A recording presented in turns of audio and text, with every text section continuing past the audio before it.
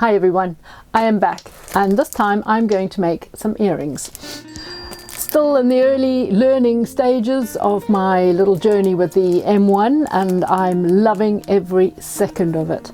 I've been working all day in my engraving studio and that's of course glass engraving, but I am not going home until I have a go, another little project. Okay, so what I'm going to do is use the material that comes with the very basic pack of the M1. That is if you don't buy the premium package, which has all sorts of materials. But this one has a few bits and pieces. So you have got a little silver dog tag, probably not real silver, just silver coloured. Some sort of vinyl. I'm not sure why it's in its own little plastic bag, don't know. There's a bit of card and a bit of faux leather.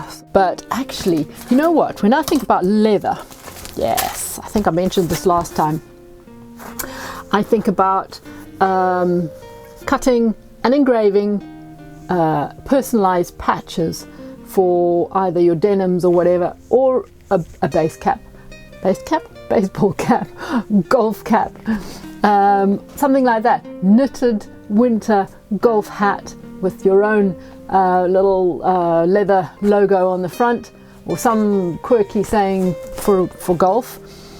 And that's what I think of when I see the leather. Okay, but now the wood is that 3mm basswood. I don't know what that means. I don't know what basswood is. I know nothing about wood apart from the fact it's from a tree. And so this is going to be interesting. It's very, very light. Now that's important. If you are making earrings, you don't want anything that's heavy. And this is as light as a feather, and that's the whole board. So I think it should be really good. I intend to mount them on silver. Use silver findings. I have always used silver or gold with my earrings and other jewellery because, of course, over the years I have made many earrings with crystal, which I have engraved and carved and all sorts. I've had great fun. So this is a completely different story now, and obviously I still do my glass, of course I do, but this is something new and exciting, and absolutely why not. Right, okay, so let's get on with it. First thing to do, pop the switch on at the back. There's a little switch and you wait until the light turns white, and then you will be able to connect the device.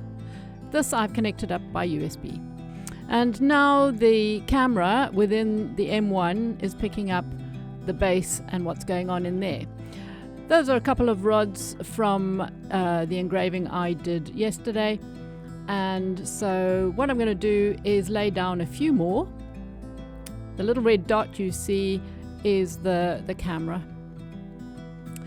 Okay, so I'm laying down a few more so that I can place the wood on top, and this aerates it a little bit, and I think it helps with any kind of burning that comes from the cutting. Now the screen still shows the old image, so you need to refresh it.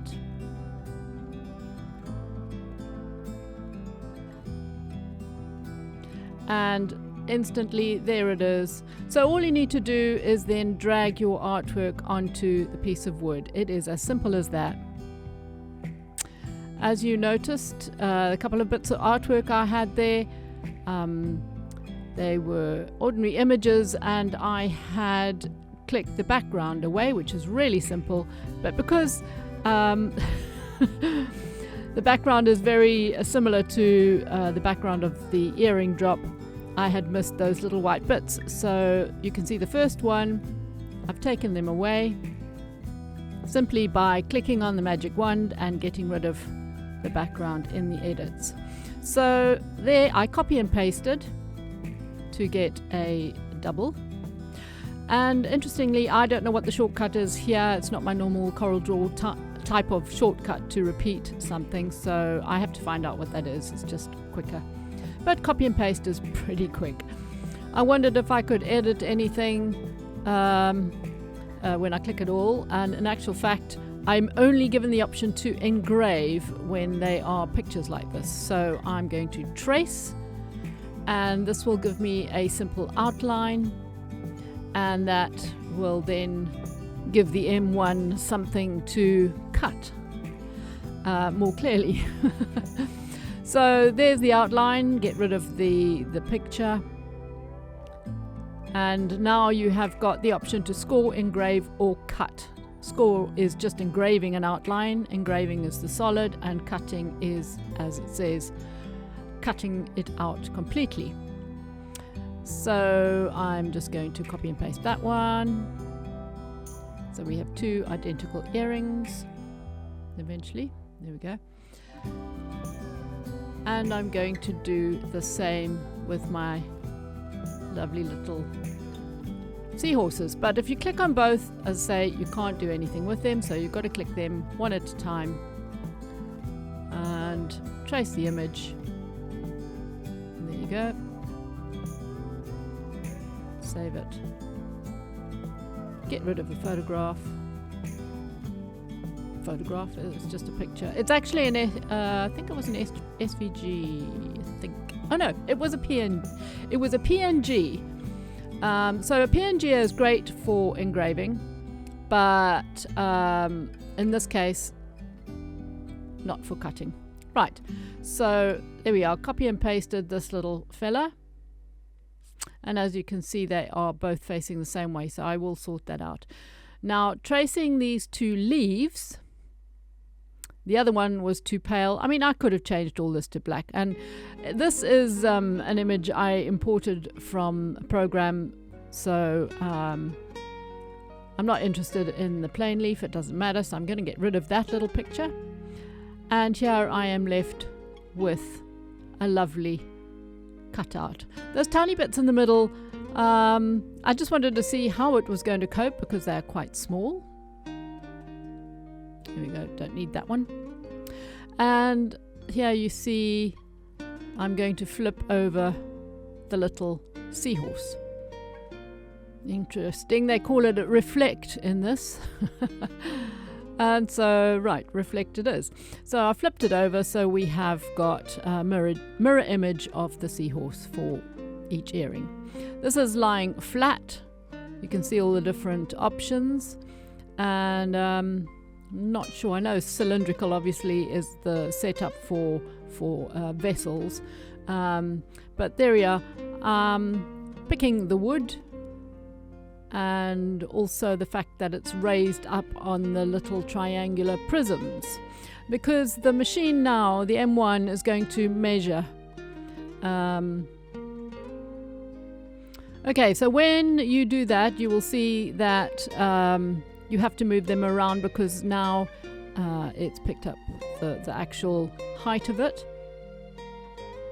So just get them back into position, and when you're happy, then click process, and it'll take a little while, a few seconds, and then the screen will show just the artwork. Click start, and then click your button, which is now waiting. It's got a sort of a flashing light, and there you go.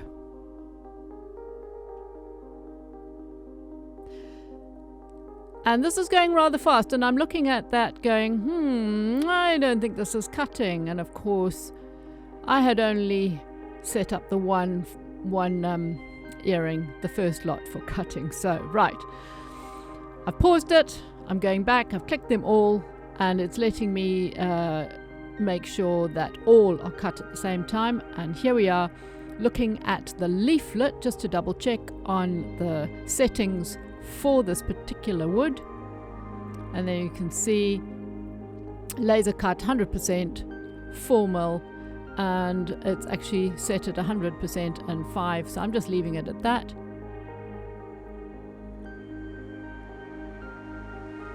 Going back to cutting. Now I have not touched the wood because I know it's just going to go directly over what it has engraved instead of cut, and it's not going to make any difference whatsoever. So interestingly, it's decided to park the others for the moment and carry on with the leaf, the first leaf there. And these are the tiny bits I was worried about, and it's actually cutting them out so beautifully. I'm just so amazed with this machine. Now, of course, I showed a little bit earlier, I have got my dust or smoke purifier running, and even with this deep cutting, the purified air coming out, I only just caught the slightest hint of wood. Amazing. There you can see how it is cut. It's jumped back and forth and cut out the various bits and pieces so amazingly well. This kind of wood obviously must be quite soft. It's lovely, it's perfect, and it's so light, perfect for earrings. It weighs nothing and cuts it out with ease and grace. This is actual time, okay? I haven't speeded anything up. This is actual cutting time. Okay, that is complete. There we go. And always press OK, finish it off. Press OK, and then you can see the debris and the little burn marks. They just need to be, the little sooty burn marks need to be cleaned off. This is the first time I have had, oh, look at that little heart, sweet. It's the first time I've had sooty marks in the bottom of my brand new M1, so I have looked online and people clean it generally with a bit of alcohol. So I'm going to do that. Look at these. Aren't they beautiful? So I'm going to be mounting them on silver findings.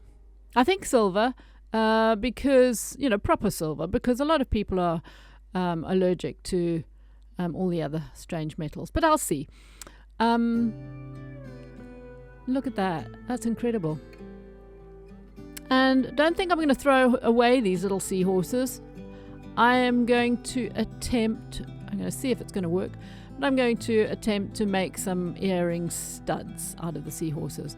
And of course, they needn't stay like that.